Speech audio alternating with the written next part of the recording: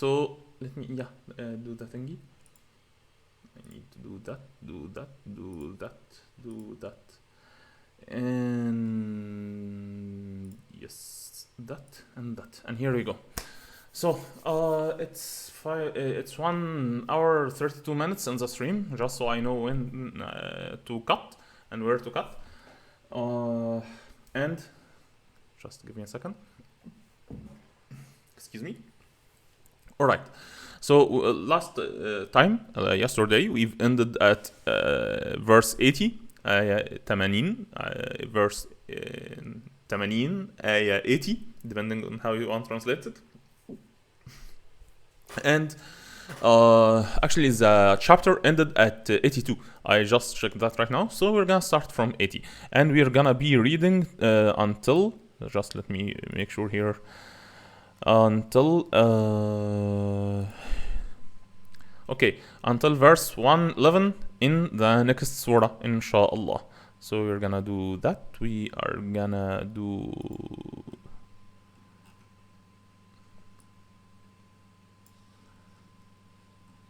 starting from here. أعوذ بالله من الشيطان الرجيم. بسم الله الرحمن الرحيم. ترى كثيرا منهم يتولون الذين كفروا لبئس ما قدمت لهم أنفسهم أن سخط الله عليهم وفي العذاب هم خالدون ولو كانوا يؤمنون بالله والنبي وما أنزل إليه ما اتخذوهم أولياء ولكن كثيرا منهم فاسقون لتجدن أشد الناس عداوة للذين آمنوا اليهود والذين أشركوا ولتجدن أقربهم مودة للذين آمنوا الذين قالوا إنا نصارى ذلك بأن منهم قسيسين ورهبانا وأنهم لا يستكبرون وإذا سمعوا ما أنزل إلى الرسول ترى أعينهم تفيض من الدمع مما عرفوا من الحق يقولون ربنا آمنا فاكتبنا مع الشاهدين وما لنا لا نؤمن بالله وما جاءنا من الحق ونطمع أن يدخلنا ربنا مع القوم الصالحين فأثابهم الله بما قالوا جنات تجري من تحتها الأنهار خالدين فيها وذلك جزاء المحسنين والذين كفروا وكذبوا بآياتنا أولئك أصحاب الجحيم يا أيها الذين آمنوا لا تحرموا طيبات ما أحل الله لكم ولا تعتدوا إن الله لا يحب المعتدين وكلوا مما رزقكم الله حلالا طيبا واتقوا الله الذي أنتم به مؤمنون لا يؤاخذكم الله باللغو في أيمانكم ولكن يؤاخذكم بما عقدتم الأيمان فكفارته إطعام 10 مساكين من أوسط ما تطعمون أهليكم أو كسوتهم أو تحرير الرقبة فمن لم يجد فصيام 3 أيام ذلك كفارة أيمانكم إذا حلفتم واحفظوا أيمانكم كذلك يبين الله لكم آياته لعلكم تشكرون يا أيها الذين آمنوا إنما الخمر والميسر والأنصاب والأزلام رجس من عمل الشيطان فاجتنبوه لعلكم تفلحون إنما يريد الشيطان أن يوقع بينكم العداوة والبغضاء في الخمر والميسر ويصدكم عن ذكر الله وعن الصلاة فهل أنتم منتهون وأطيعوا الله وأطيعوا الرسول واحذروا فإن توليتم فاعلموا أنما على رسولنا البلاغ المبين ليس على الذين آمنوا وعملوا الصالحات جناح فيما طعموا إذا ما اتقوا وآمنوا وعملوا الصالحات ثم اتقوا وآمنوا ثم اتقوا وأحسنوا والله يحب المحسنين يا أيها الذين آمنوا لا يبلونكم الله بشيء من الصيد تناله أيديكم ورماحكم ليعلم الله من يخافه بالغيب فمن اعتدى بعد ذلك فله عذاب أليم صدق الله العلي العظيم. There is a certain concept that I'd like to start talking about here, which is a whole lot of what I read, it revolves around that concept, but here it's just center stage. It's here in this verse here. So I'm gonna read it again. ليس على الذين آمنوا وعملوا الصالحات جناح فيما طعموا إذا ما اتقوا وآمنوا وعملوا الصالحات ثم اتقوا وآمنوا ثم اتقوا وأحسنوا والله يحب المحسنين. So here's the translation for it, literal translation. There is no blame on those who believe and do good for what they had consumed before the prohibition, as long as they fear Allah, have faith and do what is good, then they believe and act virtuously, then become fully mindful of Allah and do righteous deeds, for Allah loves the good doers. The reason I've read the literal translation there is because the literal translation doesn't do justice to a certain concept that is very important that I start talking about, which is this word here. So this word is taqaw. It's from taqwa. This is the verb is yattaqi. The name is taqwa, and the literal translation for it is fear. But it's not fear. It's not fear. It's fear that is accompanied by action. What does it mean? What does that mean? All humans, like all creatures, we have fear in ourselves. And the way that we deal with that fear is really funny, and I spent a whole lot of hours thinking about that throughout the years. So I used to be very coward. I used to feel like I want to be invisible. All my childhood, I felt like one of my dreams is to be invisible, so that I'm not seen by anyone. I was a coward child. That was until maybe adulthood, until I became around 13, 14. Then I went to the other end of the spectrum. Excuse me. I became very outgoing for a while there, around 13, 14, 15. Then I came back, and I kept on that pendulum, because this is how I am. I always go to the extremes in many things in life. This is my brain, how my ADHD works and all of that. But when I always go back and think about that time that I was filled with cowardice and I was afraid to get in fights and all of that, the fear was born out of ignorance more than anything else. I was raised in a very closed home. I haven't gone out to play in the streets as a child, so I wasn't used to being around many people, and I wasn't used to, being in situations where I haven't felt like my family is around me immediately. So it took me a while to get the basic concepts of how to be outside and be with other human beings without a structure of a school or a club or something. And until I was around 13, 14, 15, I got out and then started getting this experience and thinking back about why I was afraid. It was just mostly out of ignorance. So I started, and this kept happening until now. I'm 35 now, and I always put myself in situations where I challenge my fear. I challenge my fear whenever I have the chance. So, for example, jumping from 10, 15 meters, into the pool. That I remember, and when I did that, I didn't know how to swim back then. That was around the time I was 18, 19, and I did it without knowing how to swim, multiple times, many times, and I learned swimming maybe 2 to 3 years after that, and now it's much easier for me.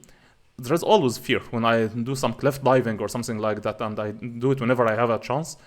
Whenever I started learning a new skill, driving a car, for example, the first time I learned how to drive a car, after that, with 1 week, I bought my own car, and it was very expensive.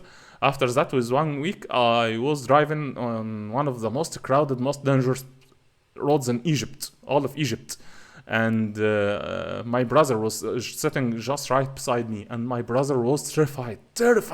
He kept reading all the, religious words and phrases that he can, because he's thinking, now, okay, we're gonna die now. That's it. I was terrified as well. But that was more than 4 years ago, and by many statements and many considerations, I'm a really good driver now. So now, when I watch other cultures, I love the culture of the rednecks, the cowboys. And one of the things that I truly love about it, the bikers, the rednecks, and the cowboys, all of that, is because they hate fear.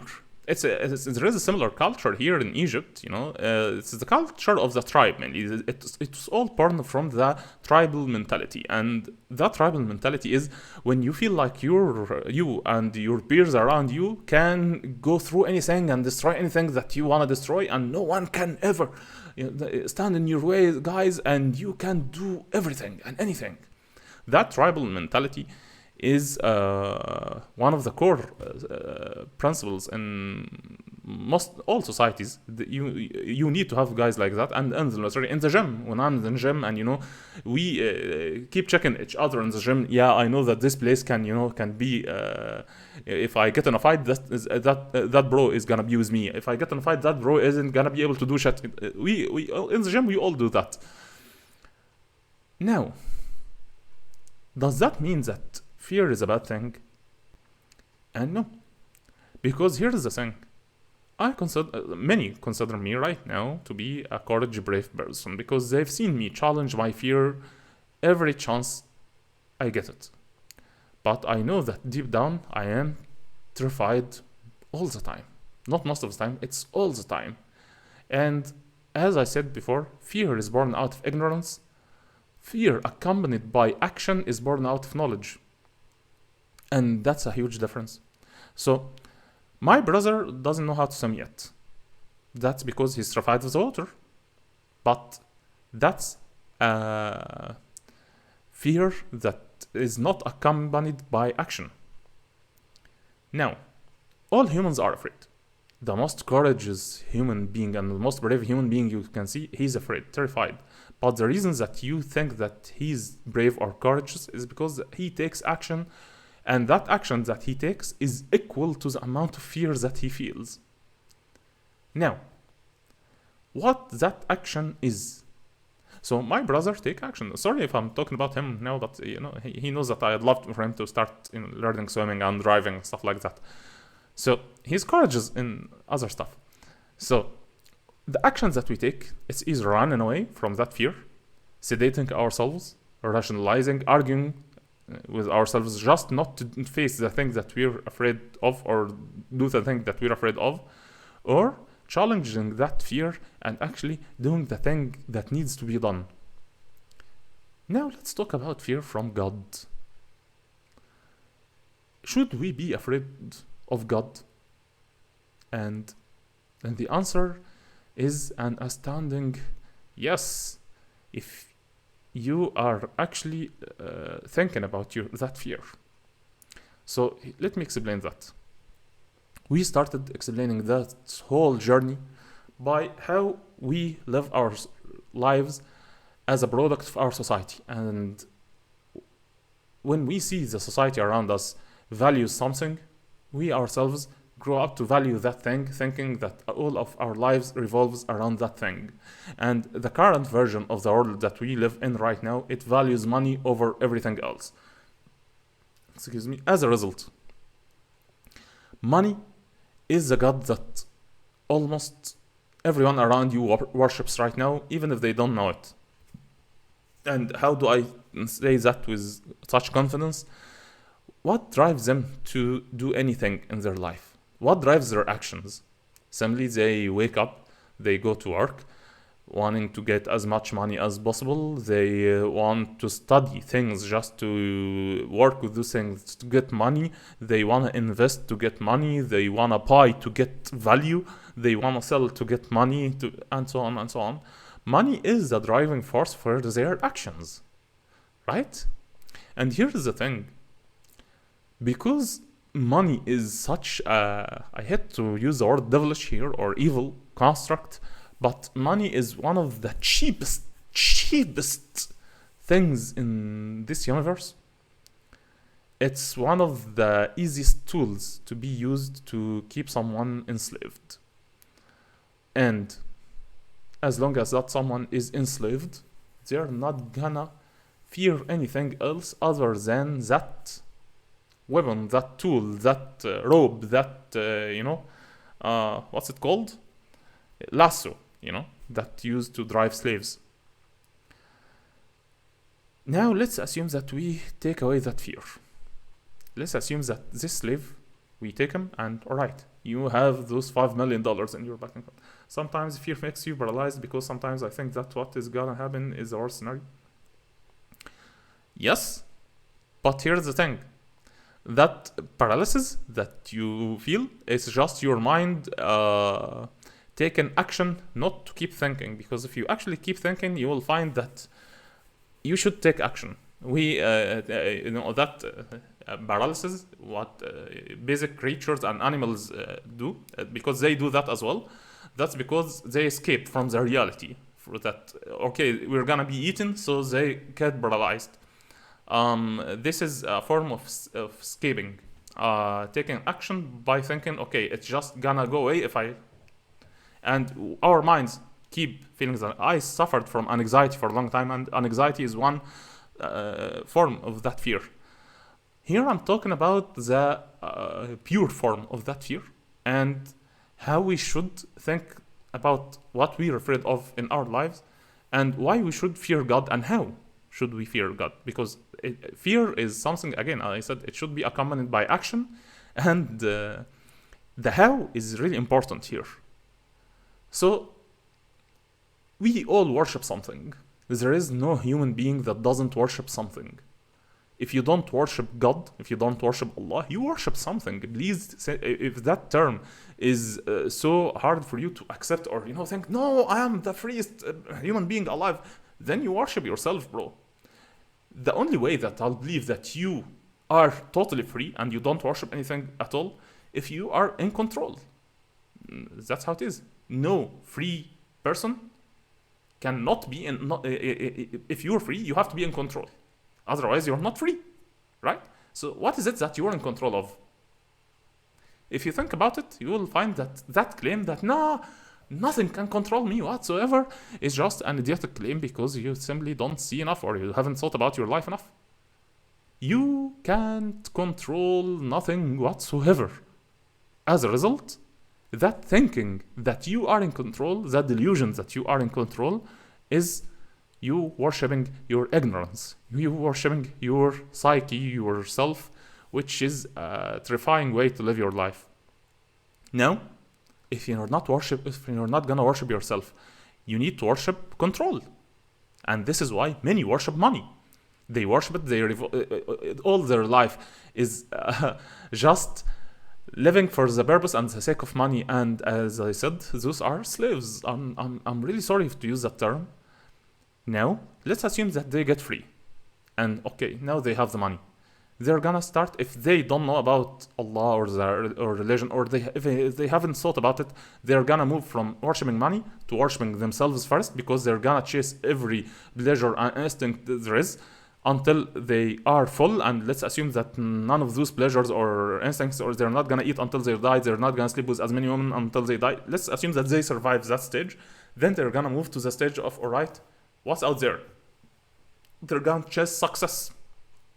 Another form of worshiping, but this time you're gonna worship your mind. So you're not gonna worship your psyche. No, you're actually gonna worship success and achievements and power and all of that. And this is chasing power. Let's assume that they get it. Those who got the power to actually control something, then they get to a certain point where they either be victims for that endless cycle and endless loop for the rest of their lives, and they keep chasing their tail, chasing that power endlessly, thinking that if they get more power, they're gonna be in more control, and that's gonna solve that hunger or that pain in themselves, and or they're gonna actually realize that the only way that you can be in control is by worshiping the one who created everything, and that starts to introduce the concept of religion and Allah and spirituality for them. And then they either, if they know about Islam, hopefully they get more closer to God through Islam. If they don't know, then they start studying theology and philosophy and getting as many gurus and as many spiritual healers as possible until they found that most of them are scam artists. And then if they have enough time in their lives, they go back to Islam. So all of that I just said, just to get them started at the point of, oh, yes, we should fear Allah. All I've just talked about here for whatever, it was just to get to that point. So let me read again now that verse, and I'm gonna translate it my own way. ليس على الذين آمنوا وعملوا الصالحات جناح فيما طعموا إذا ما اتقوا. So that verse starts with, it's alright if you feed on everything this universe can offer you, if you're gonna fear.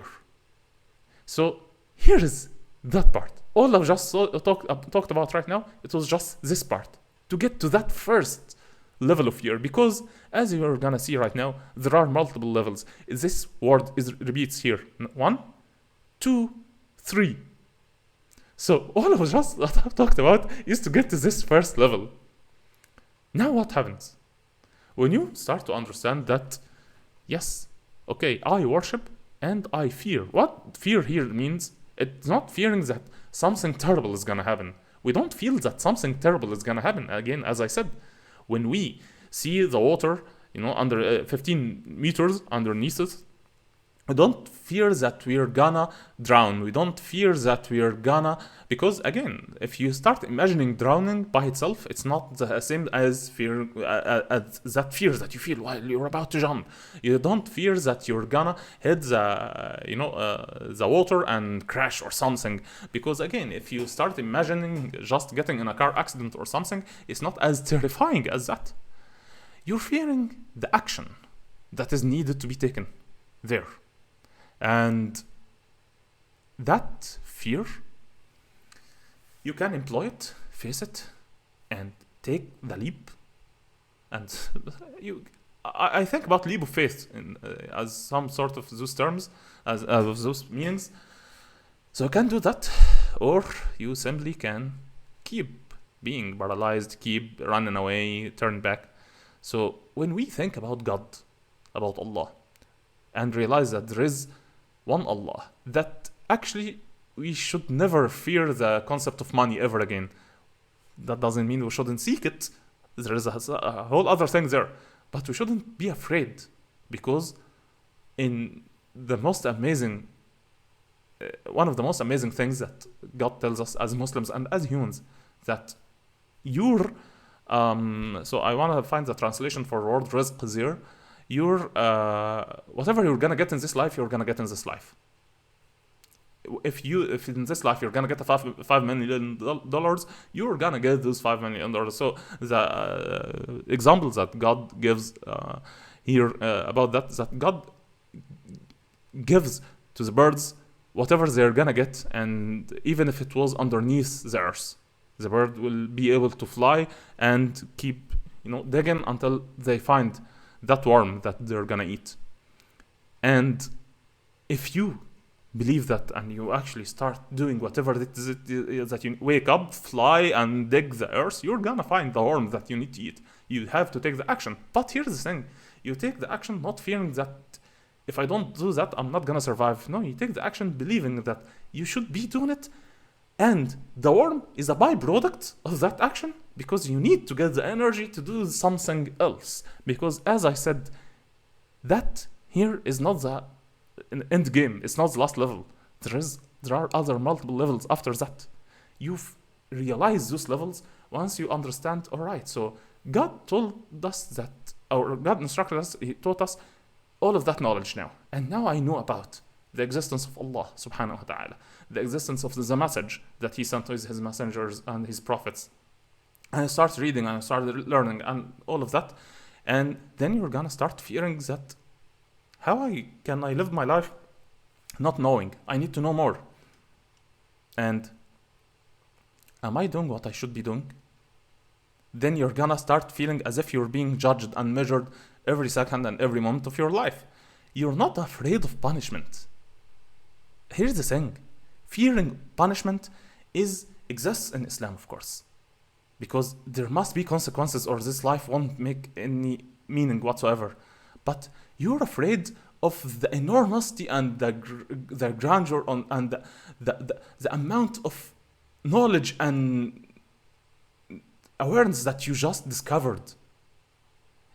Imagine that feeling that you just discovered something, all the knowledge and all the power and all the control in this world, and that you are a part of it.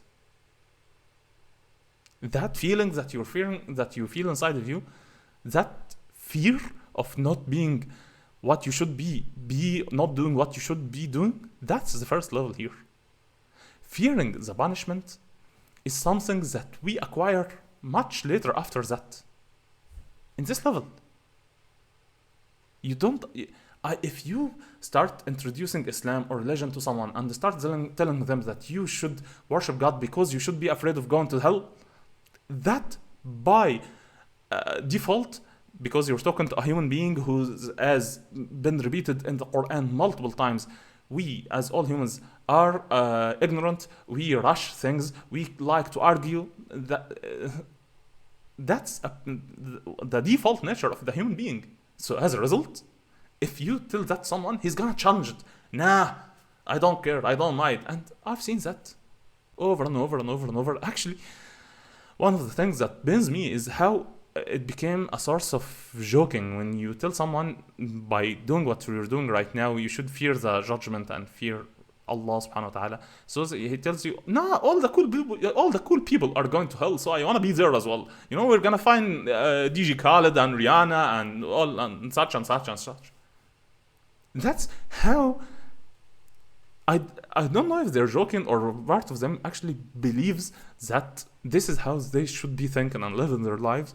But this, I think, always is the fault of the one who's talking to them. They don't understand the first level, so you can't speak to them about the next level. Fearing punishment requires that you have knowledge and awareness about that punishment so you can fear it. If I start telling a child in maybe a 7 years old child or something, I start telling them, if you don't study enough math right now, you're never gonna understand calculus and integral equation and ordinary differential equations when you get to college level or something. They don't understand what they don't understand. They don't know what they don't know.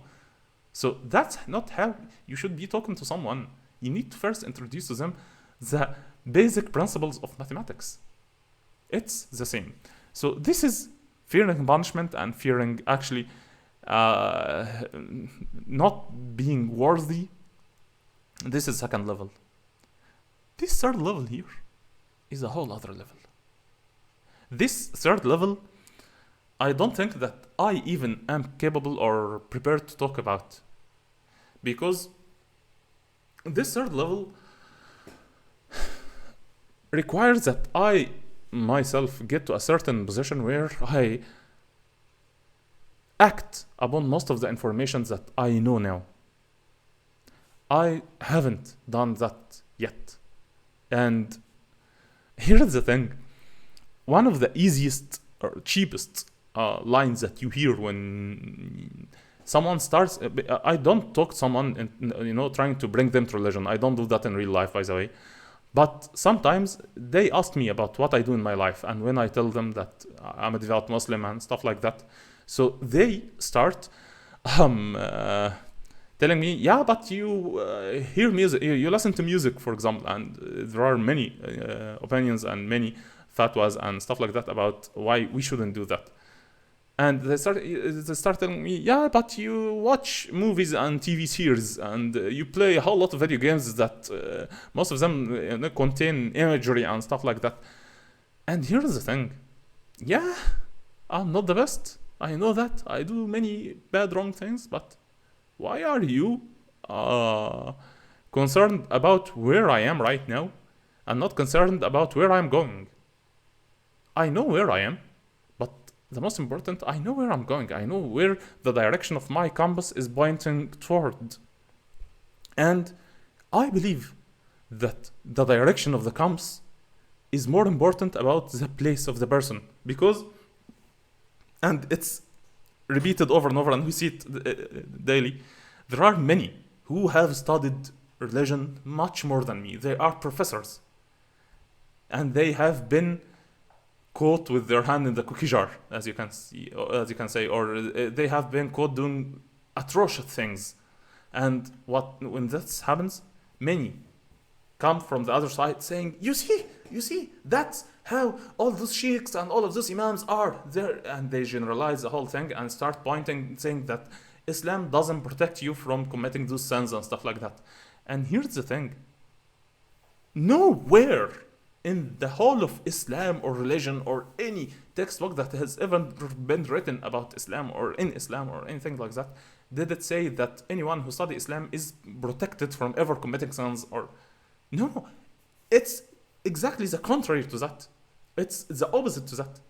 It is repeated multiple times, many times, that even if you are, if the moment that you think that you've made it, and now I'm protected, that I will never commit sin again, this is when you should be extremely terrified that you are susceptible to committing sins and doing many bad things, because the place where you are is not the important thing. It's the direction of your compass. There is even a saying from the Prophet sallallahu alaihi wasallam and his companions, where it translates to, even if you are gonna die and there is just one step between you and heaven, eternal blessing, there's always something that you can do that brings you and that ends you in hell, eternal damnation.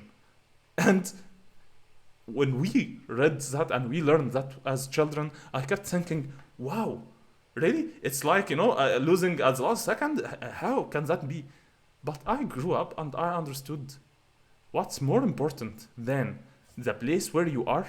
It's the direction that your compass is pointing toward. Exactly. If you think about driving your car, going to some place that's very, very far away.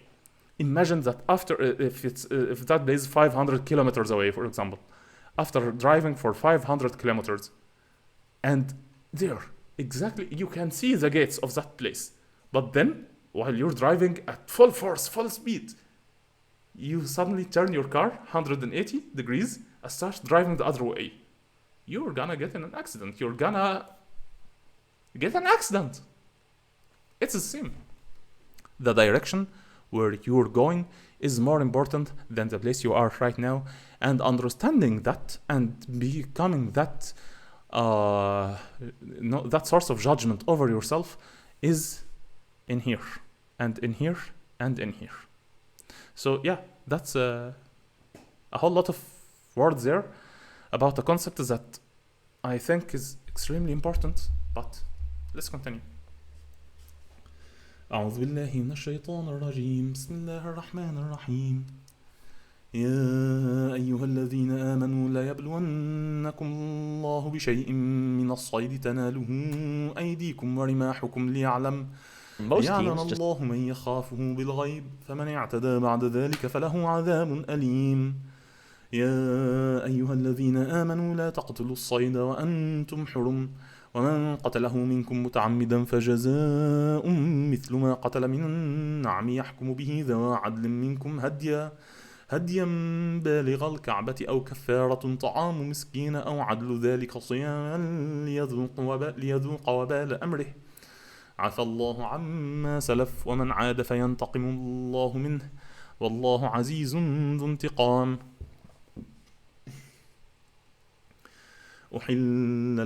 أحل لكم صيد البحر وطعامه متاعا لكم وللسيارة وحرم عليكم صيد البر ما دمتم حرما واتقوا الله الذي إليه تحشرون.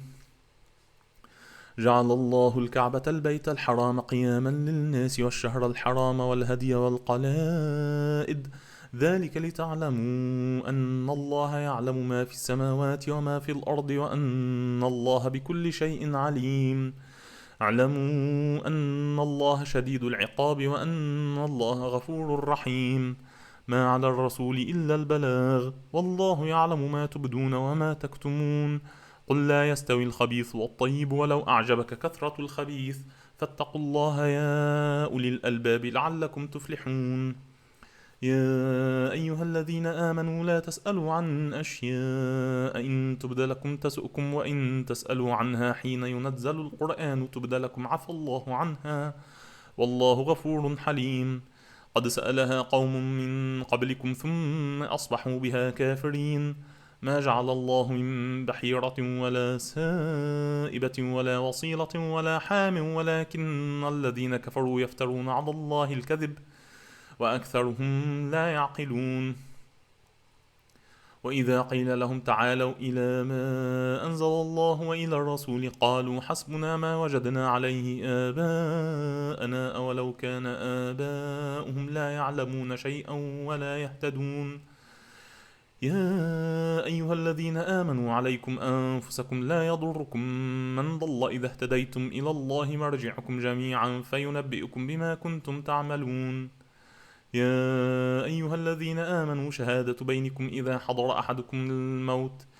حضر أحدكم الموت حين الوصية اثنان ذوى عدل منكم أو آخران من غيركم إن أنتم ضربتم في الأرض فأصابتكم مصيبة الموت تحبسونهما من بعد الصلاة فيقسمان بالله إن ارتبتم لا نشتري به ثمنا ولو كان ذا قربى ولا نكتم شهادة الله إنا إذا تحبسونهما من بعد الصلاة فيقسمان بالله إن ارتبتم لا نشتري به ثمنا ولو كان ذا قربى ولا نكتم شهادة الله إنا إذا لمن الآثمين. فإن عثر على أنهما استحقا إثما فآخران يقومان مقامهما من الذين استحق عليهم الأوليان فيقسمان بالله لشهادتنا أحق من شهادتهما وما اعتدينا إنا إذا لمن الظالمين. ذلك أدنى أن يأتوا بالشهادة على وجهها أو يخافوا أن ترد أيمان بعد أيمانهم واتقوا الله واسمعوا والله لا يهدي القوم الفاسقين. يوم يجمع الله الرسل فيقول ماذا أجبتم قالوا لا علم لنا إنك أنت علام الغيوب. إذ قال الله يا عيسى ابن مريم اذكر نعمتي عليك وعلى والدتك إذ أيدتك بروح القدس تكلم الناس في المهد وكهلا وإذا علمتك الكتاب والحكمة والتوراة والإنجيل وإذ تخلق من الطين كهيئة الطير بإذني فتنفخ فيها فتكون طيرا بإذني وتبرئ الأكمه والأبرص بإذني وإذ تخرج الموتى بإذني وإذ كففت بني إسرائيل عنك إذ جئتهم بالبينات فقال الذين كفروا منهم إن هذا إلا سحر مبين. وإذ أوحيت إلى الحواريين أن آمنوا بي وبرسولي قالوا آمنا واشهد بأننا مسلمون. إذ قال الحواريون يا عيسى ابن مريم هل يستطيع ربك أن ينزل علينا مائدة من السماء قال اتقوا الله إن كنتم مؤمنين. قالوا نريد أن نأكل منها وتطمئن قلوبنا ونعلم أن قد صدقتنا ونكون عليها من الشاهدين. قال عيسى ابن مريم اللهم ربنا أنزل علينا مائدة من السماء تكون لنا عيدا لأولنا وآخرنا وآية منك وارزقنا وأنت خير الرازقين. قال الله إني منزلها عليكم فمن يكفر بعد منكم فإني أعذبه عذابا لا أعذبه أحدا من العالمين. وإذ قال الله يا عيسى ابن مريم أأنت قلت للناس اتخذوني وأمي إلهين من دون الله قال سبحانك ما يكون لي أن أقول ما ليس لي بحق إن كنت قلته فقد علمته تعلم ما في نفسي ولا أعلم ما في نفسك إنك أنت علام الغيوب. ما قلت لهم إلا ما أمرتني به أن اعبدوا الله ربي وربكم وكنت عليهم شهيدا ما دمت فيهم فلما توفيتني كنت أنت الرقيب عليهم وأنت على كل شيء شهيد إن تعذبهم فإنهم عبادك وإن تغفر لهم فإنك أنت العزيز الحكيم قال الله هذا يوم ينفع الصادقين صدقهم لهم جنات تجري من تحتها الأنهار خالدين فيها أبدا رضي الله عنهم ورضوا عنه ذلك الفوز العظيم لله ملك السماوات والأرض وما فيهن وهو على كل شيء قدير بسم الله الرحمن الرحيم الحمد لله الذي خلق السماوات والأرض وجعل الظلمات والنور ثم الذين كفروا بربهم يعدلون هو الذي خلقكم من طين ثم قضى أجل مسمى عنده ثم أنتم تمترون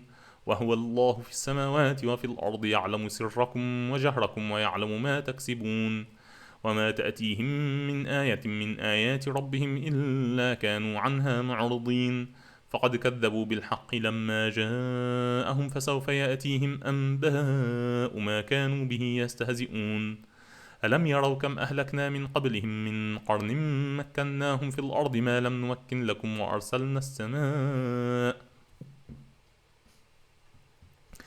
وأرسلنا السماء عليهم مدرارا وجعلنا الأنهار تجري من تحتهم فأهلكناهم بذنوبهم وأنشأنا من بعدهم قرنا آخرين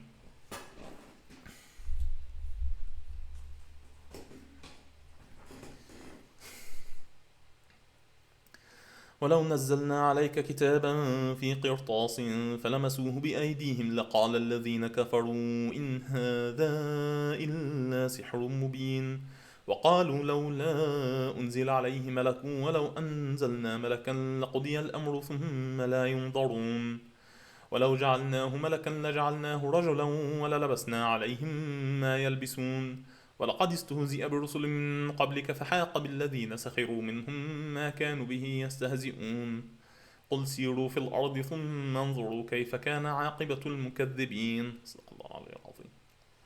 So I'm gonna explain here a little bit again of what that verse here says and the one before it. So let's read the literal translation and let me talk a little bit about that.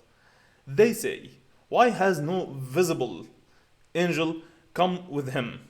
The Prophet sallallahu alaihi wasallam. Him refers to the Prophet sallallahu alaihi wasallam. Had we sent down, and God says, had we sent down an angel, the matter would have certainly been settled at once, and they would have never been given more time to repent. And then the next verse, and if we had sent an angel, we would have certainly made it assume the form of a man. So the angel would look like a man, leaving them more confused than they already are. That part here, that's not the literal translation actually. I understand why the translator translated it like this. So وَلَلَبَسْنَا عَلَيْهِمْ مَا يَلْبِسُونَ, it yes can be translated into leaving them more confused than they already are, but it also can mean that angel that's gonna be sent in the form of a man would be dressed exactly like they are dressed. So it looks like them. It wasn't so the messenger and the prophet. The meaning here that the messenger and the prophet must look like and be a human being and look like every other human being around him. Why? I've read those verses as a child and as growing up I kept reading them over and over and over, and I kept thinking about, yes, the task of the messenger. Imagine if you are a messenger. God literally talked to a messenger and God sent them directly all of that knowledge and all of that truth, and none of them asked God for that let's I'm gonna use gaming terminology here, that card that ends the game. So it's as easy. Okay, you guys wanna believe? All right, here's an angel, here's another angel, here's the third angel. Done. Okay, now you believe. All right, game over. Now let's think about humanity. Let's think about how, when we are born, we struggle and suffer for everything we ever gain. Walking itself is an act of falling down, repetitive falling down, and just, catching yourself with the other foot. Everything we do as humans is choice. We are not made to do anything. This is the beauty of the truth here. It's all your choice. It's up to you. You existed. And actually, this was a choice that we as humans, we've made as well. And God tells us that we actually made that choice, but it's still, we've made it in a certain part of our life, our whole life here. And by all life means the life before, and the current life that we live now, and the life after. So the life in Islam started before. There was a life before we were even born. All right, that life before we were even born, we and every other creation in the universe had a choice, and that choice was the message. This is here, guys. This is a verse and part of the Quran that we're gonna read that talks about the whole creation process, and this is here the whole creation process. The life before, humans, mountains, trees, fish, all creation in the universe got the choice. Do you choose to gain consciousness and awareness and be tasked with the truth, and in return gain what you will gain? Because it's not something that, it's not just damnation that we live in just for nothing. No. God tells us that there is reward. So that was the life before. And mountains said no. That's what the Quran tells us, actually. All creations, mountain said no, trees said no, earth said no. They all feared that task. And the humans and humanity said yes. We are up for it. That part of our being is omitted from our memories while we're here in that stage of our life, because that not knowing that you've chose back then is part of the whole thing, of the whole experience, of the whole life that we're living right now. And you're only gonna remember that after you die. Remember that it was all your choice. You chose that. But here's the thing. Now, everything in this earth tells you that you choose. It's one of the, here's the proof. You choose everything. So God tells the humans throughout the Quran time and time, how can't you not see? How can you not see? This is the thing. The thing itself you can't remember, because if you remember it, then done. You're gonna become an angel, you're not gonna become a human. The element of choice requires not knowing the end, not knowing the result. Here's the choice. It's up to you to make that choice. And there are so many information around us to see and to gain knowledge and to actually reach that choice. So, because this was a task. This is a task here. Now, when the Prophet ﷺ was sent to his people, they asked, why doesn't God send an angel? And God tells that if we sent an angel, if God sent an angel, it's gonna be a human. It's gonna look like a human, wear what a human wears. And this is here a very clear message that it's on you to choose. No one is forcing you. If God sent, a miracle that ends all doubt, this is forcing. This is force. And is this what you want as a human? Because imagine if this is what you want, then you're not a human. You don't deserve your mind. And I understand that many will say, yeah, but that will end all suffering and all pain and. But all of that suffering and pain and it can end right now. It can end just like that by looking around. All of the suffering and pain and not knowing and all of the agnostics or agnosticism or whatever, it's born out of willful ignorance. It's around you. Can you create anything that looks like anything that's around you? Life itself at its simplest form, a bug. We cannot, humanity at its current stage of technological advances and all of that, can't create a bug, can't create a cell, a living cell. We can harvest for sure, we can adjust, we can edit the genes and all of that. I've worked in biotechnology and bioinformatics and genealogy for 2 years. We sure can do a lot of things, but we can't create it. We know the chemical structure, but we can't give it life. And here's, if you move to physics and have studied physics for a long time, you start learning that we actually don't know much more than we do know. And it's the same with every other field of science, even mathematics itself. If you think, math is the language, as Sheldon Cooper in the Big Bang Theory was saying, that he peeks behind the curtain of the creation.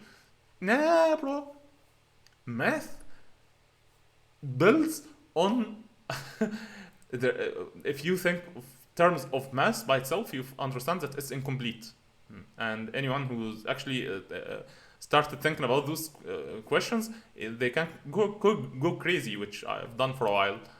Because if you start learning that math is incomplete, and it's incomplete by default, it cannot be complete, then how? And sorry, I'm wandering there into some topics that are not the easiest to explain. All I wanna say here is that you have a choice, bro. And if at any point if you're thinking or your journey thinking about everything in religion, you find yourself thinking, but I just want that sign, I just want God to send me a sign that yes, God sent me the sign. I've seen the light. And Matthew Berry in his book, he says that he's seen God in his kitchen. I laughed when I read that. He died, and I'm not gonna talk about him after his death, but that's not how God appears, and that's not how God sends us signs. Especially when we are full of drugs, guys, and stuff like that. That experience that you just wake up one day and feel changed. No. You need to work for it. You need to work for it as everything else in life. And here's the problem. Those who just wake up one day saying, I've just got that dream, and I am not saying that God doesn't send a sign. I'm saying God does, but everything around us is a sign. Everything. Close your eyes. Even closing your eyes is a sign. Open your eyes. Look at anything around you, anything, and that's a sign. Yeah. But when someone thinks that a certain special sign appeared just for them, that is extremely dangerous, because as I said a while ago, it's not about where you are on your journey, it's about where your compass is pointing toward. And if someone, for example, had an offset in their mental and psychological position from a certain state to a certain state, but their compass still isn't pointed toward the real thing and the truth and the right way, they're gonna face. It's exactly as in video game terminology. If you take someone from level 5 bottom on level 40 in a game, but they are still skilled as a level 5, they are still tricked as level 5, they're still they haven't gone to level 6 even, but now they're facing level 40 ideas and monsters and challenges and stuff like that. What's gonna happen? This is what happens to them, unfortunately. And that's why you see many young men who, by age 17, 18 or something, because we all want that. We live in a society that has religion in it as Muslims and all over the world. So by default, we start thinking, yeah, well, if it exists, I want it, and because we as humans rush everything. So as a 18 years old, we, yes, I want it now, please, and wake up one day thinking, yeah, I just had a dream. All right, I'm gonna be an imam, and we let our beards go for 6 months or something, and 6 months later, and with a very grown beard like that, we start finding that, nah, I wanna live like an 18 years old bro again.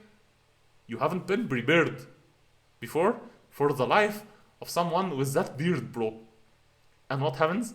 You find them shave their beard, start wearing normal clothes again after they've been wearing, all the Islamic attire, and a cigarette in their mouth, and telling you, yeah, bro, actually no, I thought a little bit about, I thought a whole lot about it, and I just got to the result that now philosophy is the way to go. Bro, you haven't done anything.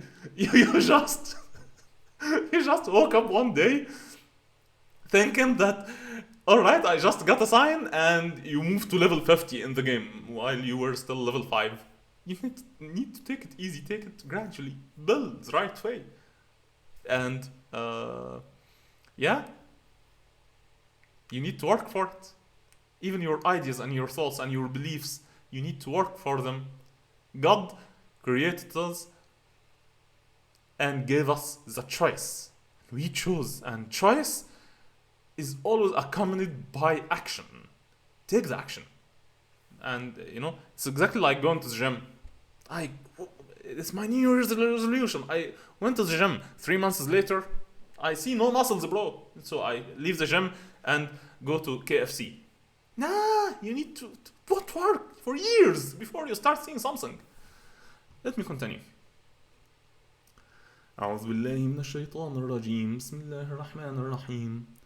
ولقد استهزئ برسل من قبلك فحاق بالذين سخروا منهم ما كانوا به يستهزئون. قل سيروا في الأرض ثم انظروا كيف كان عاقبة المكذبين. قل لمن ما في السماوات والأرض قل لله كتب على نفسه الرحمة لا يجمعنكم إلى يوم القيامة لا ريب فيه الذين خسروا أنفسهم فهم لا يؤمنون. وله ما سكن في الليل والنهار وهو السميع العليم. قل أغير الله أتخذ وليا فاطر السماوات والأرض وهو يطعم ولا يطعم. قل إني أمرت أن أكون أول من أسلم ولا تكونن من المشركين. قل إني أخاف إن عصيت ربي عذاب يوم عظيم. من يصرف عنه يومئذ فقد رحمه وذلك الفوز المبين. وإن يمسسك الله بضر فلا كاشف له إلا هو وإن يمسسك بخير فهو على كل شيء قدير وهو القاهر فوق عباده وهو الحكيم الخبير. قل أي شيء أكبر شهادة قل الله شهيد بيني وبينكم وأوحي إلي هذا القرآن لأنذركم به ومن بلغ أئنكم لتشهدون أن مع الله آلهة أخرى قل لا أشهد قل إنما هو إله واحد وإنني بريء مما تشركون. الذين آتيناهم الكتاب يعرفونه كما يعرفون أبناءهم الذين خسروا أنفسهم فهم لا يؤمنون. ومن أظلم ممن افترى على الله كذبا أو كذب بآياته إنه لا يفلح الظالمون. ويوم نحشرهم جميعا ثم نقول للذين أشركوا أين شركاؤكم الذين كنتم تزعمون ثم لم تكن فتنتهم إلا أن قالوا والله ربنا ما كنا مشركين. انظر كيف كذبوا على أنفسهم وضل عنهم ما كانوا يفترون. ومنهم من يستمع إليك وجعلنا على قلوبهم أكنة أن يفقهوه وفي آذانهم وقرا وإن يروا كل آية لا يؤمنوا بها حتى إذا جاءوك يجادلونك يقول الذين كفروا إن هذا إلا أساطير الأولين وهم ينهون عنه وينأون عنه وإن يهلكون إلا أنفسهم وما يشعرون ولو ترى إذ وقفوا على النار فقالوا يا ليتنا نرد ولا نكذب بآيات ربنا ونكون من المؤمنين بل بدا لهم ما كانوا يخفون من قبل ولو ردوا لعادوا لما نهوا عنه وإنهم لكاذبون وقالوا إن هي إلا حياتنا الدنيا وما نحن بمبعوثين ولو ترى إذ وقفوا على ربهم قال أليس هذا بالحق قالوا بلى وربنا قال فذوقوا العذاب بما كنتم تكفرون قد خسر الذين كذبوا بلقاء الله حتى إذا جاءتهم الساعة بغتة قالوا يا حسرتنا على ما فرطنا فيها وهم يحملون أوزارهم على ظهورهم ألا ساء ما يزرون وما الحياة الدنيا إلا لعب وله وللدار الآخرة خير للذين يتقون أفلا تعقلون قد نعلم إنه ليحزنك الذي يقولون فإنهم لا يكذبونك ولكن الظالمين بآيات الله يجحدون ولقد كذبت رسل من قبلك فصبروا على ما كذبوا وأوذوا حتى أتاهم نصرنا ولا مبدل لكلمات الله ولقد جاءك من نبأ المرسلين وإن كان كبر عليك إعراضهم فإن استطعت أن تبتغي نفقا في الأرض أو سلما في السماء فتأتيهم بآية ولو شاء الله لجمعهم على الهدى فلا تكونن من الجاهلين إنما يستجيب الذين يسمعون والموتى يبعثهم الله ثم إليه يرجعون وقالوا لولا نزل عليه آية من ربه قل إن الله قادر على أن ينزل آية ولكن أكثرهم لا يعلمون وما من دابة في الأرض ولا طائر يطير بجناحيه إلا أمثالكم ما فرطنا في الكتاب من شيء ثم إلى ربهم يحشرون والذين كذبوا بآياتنا صم وبكم في الظلمات من يشاء الله يضلله ومن يشاء يجعله على صراط مستقيم قل أرأيتكم إن أتاكم عذاب الله أو أتتكم الساعة أغير الله تدعون إن كنتم صادقين بل إياه تدعون فيكشف ما تدعون إليه إن شاء وتنسون ما تشركون ولقد أرسلنا إلى من قبلك فأخذناهم بالبأساء والضراء لعلهم يتضرعون فلولا إذ جاءهم بأسنا تضرعوا ولكن قست قلوبهم وزين لهم الشيطان ما كانوا يعملون صدق الله العلي العظيم. So it's verse 43 here, and it's almost 1 hour since we started. A little over 1 hour since we started. So I'm gonna end the Quran part of the stream here because I actually got tired and I'm starting to lose my focus. And also I wanna keep the episodes under 1 hour. So I haven't even uploaded the one that we've recorded yesterday with Ahmed also to YouTube. Yes, so I need to upload it to YouTube. So here's what I'm gonna do now. I'm gonna do that and go to the bathroom and come back and take a little break. Again, I keep saying a little, not little. Take a little break with Valorant, or take a little break and come back later. I don't know. I'm gonna do that. Yeah.